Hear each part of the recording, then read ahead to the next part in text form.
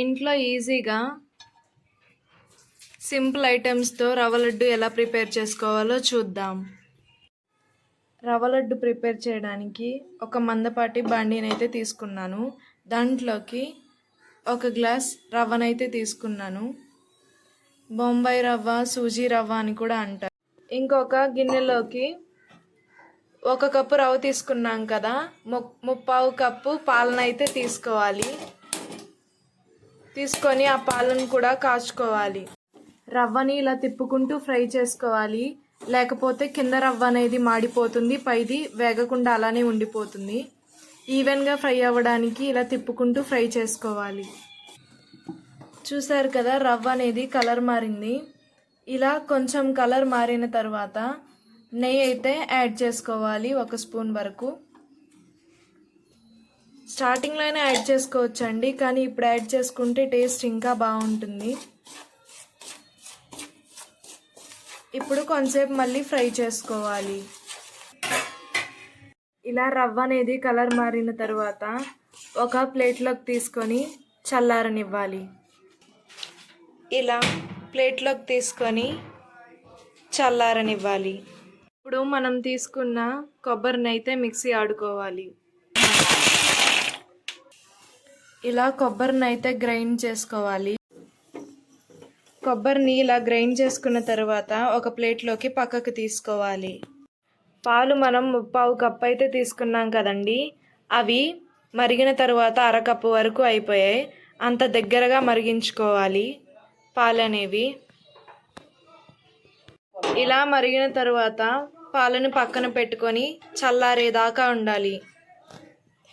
ఇప్పుడు రవ్వను వేపుకున్న బాండీలోకి కొబ్బరిని అయితే తీసుకొని నెయ్యి యాడ్ చేసుకొని కొంచెం ఫ్రై చేసుకోవాలి. పచ్చివాసన పోయే వరకు ఫ్రై చేసుకోవాలి. మీరు పచ్చి కొబ్బరిని తీసుకున్నా సరే ఇలా నెయ్యి వేసుకొని వేపుకోవాలండి. ఒక 5 మినిట్స్ వరకు వేయించుకోవాలి. చూసారు కదండి, కొబ్బరి కలర్ అయితే చేంజ్ అయింది. ఇప్పుడు దీన్ని పక్కకు తీసేసుకోండి. ఇప్పుడు మనం ముందుగా ఫ్రై చేసుకున్న రవ్వని మిక్సీ గిన్నెలోకి అయితే వేసుకొని ఒక్కసారి జస్ట్ అలా తిప్పి వదిలేసేయండి. అప్పుడు లడ్డూలు అనేవి స్మూత్గా వస్తాయి. ఎక్కువ గరికితనం అనేది లడ్డూల్లో ఉండకుండా బాగుంటుంది.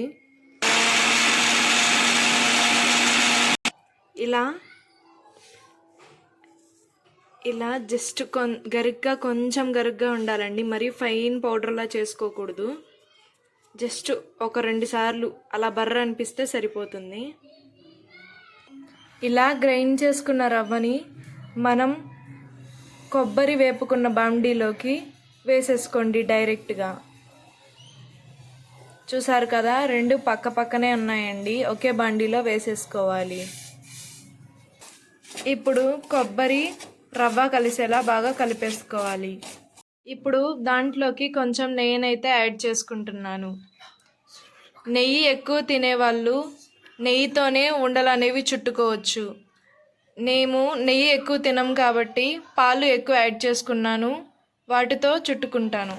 ఇప్పుడు నెయ్యి బాగా కలిసేలా మొత్తం కలుపుకోవాలి. ఇప్పుడు ముందుగా కాచి చల్లార్చుకున్న పాలనైతే యాడ్ చేసుకుంటున్నాను. ఇలా కొంచెం కొంచెం కలుపుకుంటూ యాడ్ చేసుకోవాలి,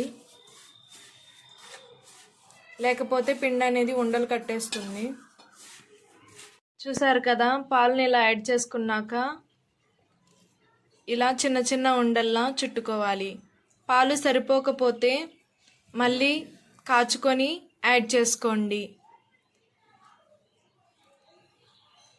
ఇలా చిన్న చిన్న ఉండల్లా చుట్టుకోవాలి.